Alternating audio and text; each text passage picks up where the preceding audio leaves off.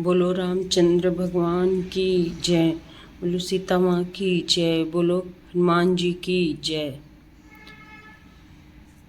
तो पिछले वीडियो में जहाँ पे मैं एंड करी थी उसके बाद से मैं अब यहाँ पे कंटिन्यू करूँगी। और आप लोग को पहले बताई भी हूँ कि जब भी आप इस बुक को पढ़ने जाओ तो भगवान जी का आह्वान करके ही आप स्टार्ट करो। यहाँ पे पेज में दिया हुआ है भगवान जी का नाम कि कौन कौन से भगवान जी का आवाहन करना है, उन्हें आमंत्रण देना है, उसके बाद ही पढ़ना स्टार्ट करना है। देखो यहाँ पे लिखा हुआ है, ठीक है। ये देखो, ओ सबसे पहले आप गणपति जी को याद कर लो। ओम गणपतये नमः। उसके बाद ओम तुलसीदासाय नमः, ओम वाल्मीकाय नमः, ओम गौरीपतये नमः, ओम श्रीस्पत्निकाय लक्ष्मणाय नमः, ओम श्रीस्पत्निकाय शत्रुधनाय नमः, ओम श्रीस्पत्निकाय भारताय नमः, ओम हनुमते नमः। आप पहले ये सब भगवान जी का आह्वान कर लीजिए, उसके बाद आप कंटिन्यू करो। तो मैं जहाँ से करी थी, देखो ये वाला धागा है ना, इसको मैं लगा के रखी थी कि जहाँ तक मैं पढ़ी हूँ उसके बाद से ही अभी स्टार्ट करूँगी पढ़ने के लिए। तो यहाँ तक मैं कंटिन्यू करी थी, अब यहाँ से वापस पढ़ूँगी। दोहा। भाग छोट अभिलाषु बड़ करऊँ एक विश्वास, पैही सुख सुनी सुजन सब खल कर हहीं उपहास। मेरा भाग्य छोटा है और इच्छा बहुत बड़ी है, परंतु मुझे एक विश्वास है कि इसे सुनकर सज्जन सभी सुख पावेंगे और दुष्ट हंसी उड़ावेंगे। खल परिहास होई हित मोरा, काक कहीं कलकंठ कठोरा, हंसही बक दादूर चात कही, हंसही मलिन खल विमल बत कही। किंतु दुष्टों के हंसने से मेरा हित ही होगा। मधुर कंठ वाली कोयल को कौवे तो कठोर ही कहा करते हैं, जैसे बगुले हंस को और मेंढक पपीहे को हंसते हैं, वैसे ही मलिन मन वाले दुष्ट निर्मल वाणी को हंसते हैं।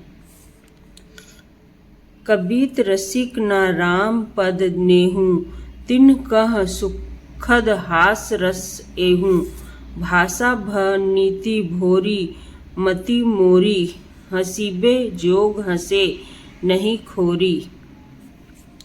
जो ना तो कविता के रसिक हैं और ना जिनका श्री रामचंद्र जी के चरणों में प्रेम है, उनके लिए भी यह कविता सुखद हास्य रस का काम देगी। प्रथम तो यह भाषा की रचना है, दूसरी मेरी बुद्धि भोली है, इससे यह हंसने के योग्य ही हैं। हंसने में उन्हें कोई दोष नहीं। प्रभु पद प्रीति न सामुझी निकी, तिन्ही कथा सुनी लागी ही फीकी। हरिहर पद रति मति न कुत रकी, तिन करहूँ मधुर कथा रघुबर की। जिन्हें ना तो प्रभु के चरणों में प्रेम है और ना अच्छी समझ ही है, उनको यह कथा सुनने में फीकी लगेगी। जिनकी श्री हरि भगवान विष्णु और श्री हर भगवान शिव के चरणों में प्रीति है और जिनकी बुद्धि कुतर्क करने वाली नहीं है, जो श्री हरि हर में भेद की या ऊंच नीच की कल्पना नहीं करते, उन्हें श्री रघुनाथ जी की यह कथा मीठी लगेगी। राम भगति भूसिक जिया जानी, सुनहि सुजन सराही सुबानी। कभी न होऊं नहीं बचन प्रबीनु, सकल कला सब विद्या हीनु।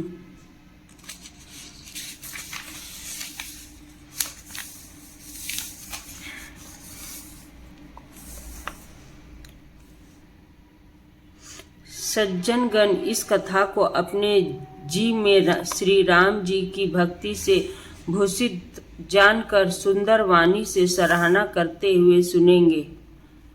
मैं ना तो कवि हूँ और ना वाक्य रचना में ही कुशल हूँ। मैं तो सब कलाओं तथा सब विद्याओं से रहित हूँ। आखर अर्थ अलंकृत नाना छंद प्रबंध अनेक विधाना। भाव भेद रस भेद अपारा कविद दोष गुण विविध प्रकारा। नाना प्रकार के अक्षर अर्थ और अलंकार, अनेक प्रकार की छंद रचना, भावों और रसों के अपार भेद और कविता के भांति भांति के गुण दोष होते हैं। कवित विवेक एक नहीं मोरे, सत्य कहूँ लिखी कागद कोरे। इनमें से काव्य संबंधी एक भी बात का ज्ञान मुझ में नहीं है। यह मैं कोरे कागज पर लिखकर शपथ पूर्वक सत्य सत्य कहता हूँ। दोहा। भनिति मोरी सब गुण रहित, विश्व विदित गुण एक। सो विचारी सुन ही सुमिति, जिनके विमल विवेक। मेरी रचना सब गुणों से रहित है। इसमें बस जगत प्रसिद्ध एक गुण है, उसे विचार कर अच्छी बुद्धि वाले पुरुष जिनके निर्मल ज्ञान है इसको सुनेंगे। अब इसके बाद से नेक्स्ट वीडियो में आप लोग को मिलेगा।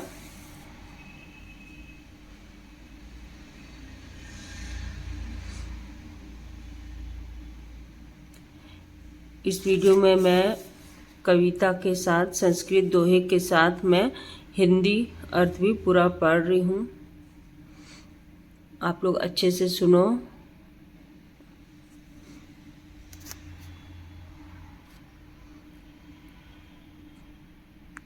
तो इस वीडियो को यहीं पे एंड कर रही हूँ।